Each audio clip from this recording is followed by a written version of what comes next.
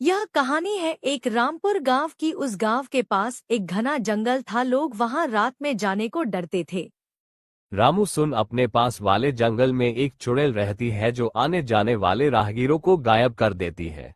क्या बात कर रहा है मोहन? क्या तूने कभी देखा है उससे?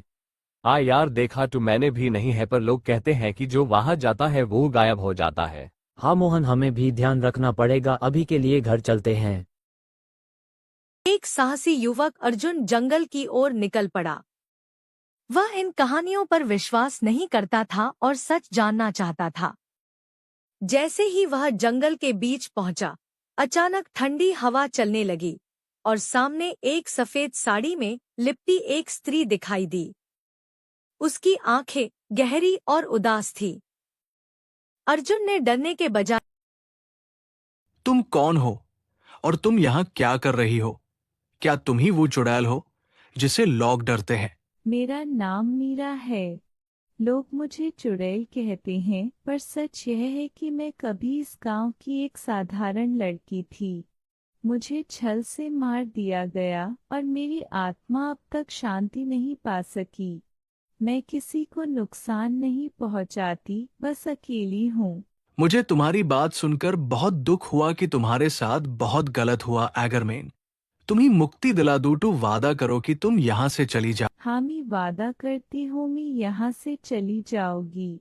अर्जुन को उसकी कहानी सुनकर दुख हुआ। उसने ठान लिया कि वह मीरा को मुक्ति दिलाएगा। वह गांव लौटा और वहां के सबसे बुजुर्ग पंडित की सलाह लेने चला गया और वहां जाकर सारी बातचीत पंडित जी को बताई। बेटा, उसे मुक्ति दिलाने का एक ही उपाय है कि अगर मीरा की आत्मा को सच्चा प्रेम और शांति मिले तो वह मुक्त हो सकती है, और साथ ही हमें पूजा रखनी पड़ेगी जिससे उसकी आत्मा को शांति मिल सके। अब पंडित जी, यही सही रहेगा। आप भी सभी गांव वालों को बता देना, और पूजा की तैयारी हम कल ही करते हैं। अर्जुन फिर उसी रात मीरा से मिलने जाता है और मीरा से कहता है कि मीरा, तुम्हें डरने की जरूरत नहीं है। मैं तुम्हें अकेला नहीं छोड़ूंगा। मुझे पता नहीं तुम कौन हो, पर तुम बहुत ही नेक दिल इंसान हो जो तुम मेरी निस्वार्थ भावना से मदद कर रही हो। मैं हमेशा तुम्हारी आभारी रहूंगी। इसकी कोई जरूरत नहीं है। मुझे अच्छा लगता है कि मैं किसी के काम आ सकता हूँ।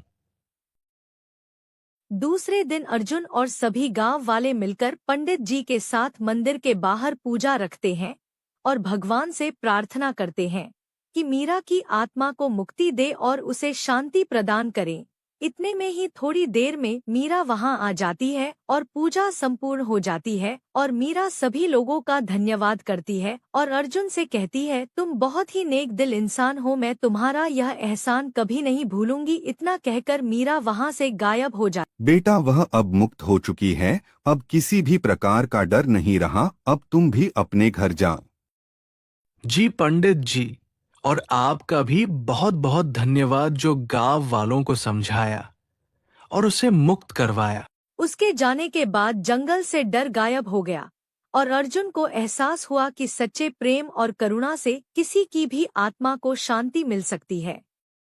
वह हमेशा मीरा की यादों के साथ जीता रहा, यह जानते हुए कि उसने किसी को डर से नहीं बल्कि प्यार से मुक्त किया।